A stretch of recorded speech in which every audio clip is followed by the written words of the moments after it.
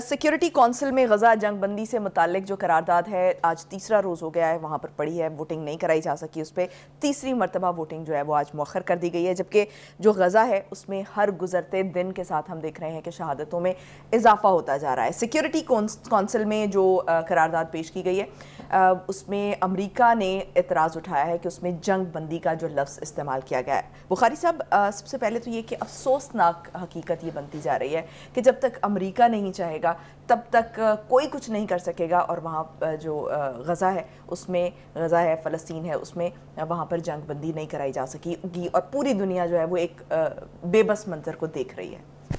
دیکھیے، پہلی بات تو یہ ہے کہ میرے خیال سے یہ اب صورتحال واضح ہوتی جا رہی ہے، اور یہ ادراک بھی لوگوں کو دنیا بھر میں ہوتا جا رہا ہے کہ اصل مجرم اسرائیل نہیں ہے، بلکہ سب سے بڑا مجرم، سب سے بڑا کلپریٹ جو ہے وہ امریکہ ہے۔ امریکہ کو یہ لفظ جنگ بندی جو ہے اتنی ہی الرجک ہے یہ لفظ جتنا کہ اسرائیل کو ہے۔ 3 مرتبہ اس ریزولوشن کو پیش ہونے سے صرف اسرائیل کی ہٹ درمی اور امریکہ کی بے حسی کی وجہ سے پیش نہیں کیا جا سکا۔ پچھلی مرتبہ جب یہ پیش ہوئی تھی، جسے دوسری مرتبہ ویٹو کیا تھا امریکہ نے، اس میں خوفناک صورتحال سامنے آئی تھی۔ یعنی اس ریزولوشن کے اوپر ایک بند صرف امریکہ کے علاوہ باقی سارے جو ہیں وہ متفق تھے، اور وہ پاس ہو جانی تھی اگر امریکہ اس کو ویٹو نہیں کرتا۔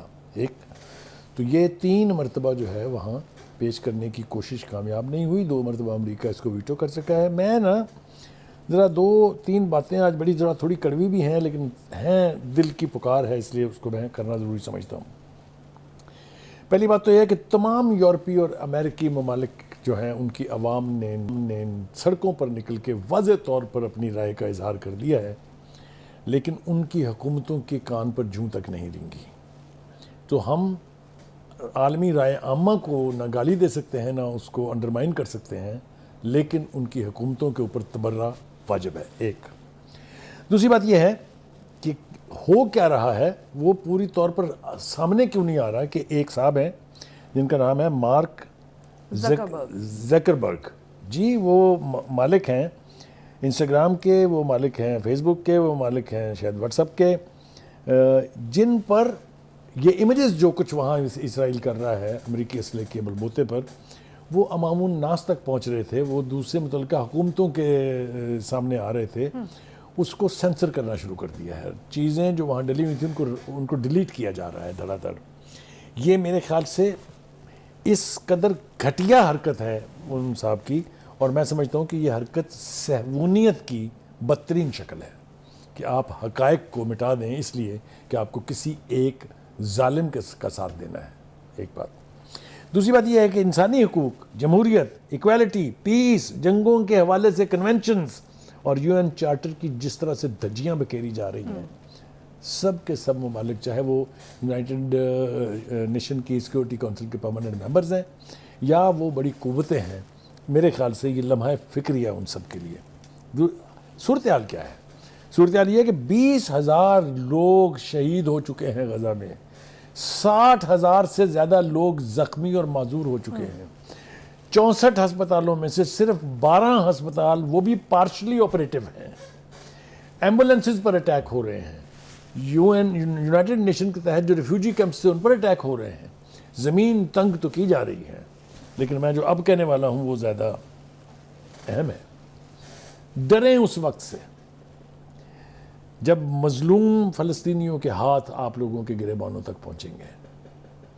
آپ کسی بھی آزادی کی جنگ کی رفتار سست تو کر سکتے ہیں، لیکن اس کو ہمیشہ کے لیے ختم نہیں کر سکتے۔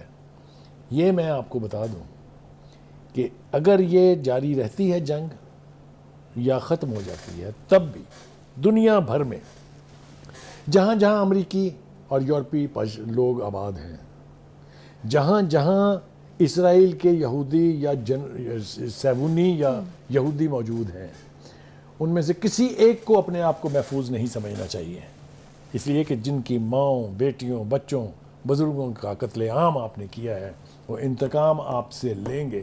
یہ میں ببانگِ دہل کہہ رہا ہوں، اور کسی میں اتنی جرت نہیں ہوگی کہ وہ ان کے اس اقدام کی مذمت کر سکے، اس لیے کہ آج یہ ساری زبانیں خاموش ہیں۔ انسانیت غزہ میں سسک رہی ہے، بخاری صاحب اور بالکل ایک اخلاقی جو میں بدتری کی طرف ہم بڑھ رہے ہیں. پستی کی طرف آنے لگا تھا کہ انسانیت غزہ میں سسک رہی ہے، لیکن چاہے وہ سیکورٹی کونسل کے ممبران ہیں، چاہے وہ سارے جو مامے بنتے ہیں انسانی حقوق کے اور باقی کے اس نوعیت کے اداروں کے، ان سب نے بے حسی کا لبادہ اڑا ہوا ہے، سب خاموش ہیں. یہ خاموشی توڑنی ہوگی انہیں اس سے پہلے کہ منظرنامہ اس طرف جائے جس کی میں نے نشاندہی کی ہے. دیکھیے ہم صدا سے سنتے آئے ہیں کہ ظلم جو ہے یہ ایک دن مٹ کے رہتا ہے، تو اس لیے میں جب حد سے بڑھتا ہے تو مٹ جاتا ہے. کہتے ہیں حد سے بڑھتا ہے تو مٹ جاتا ہے.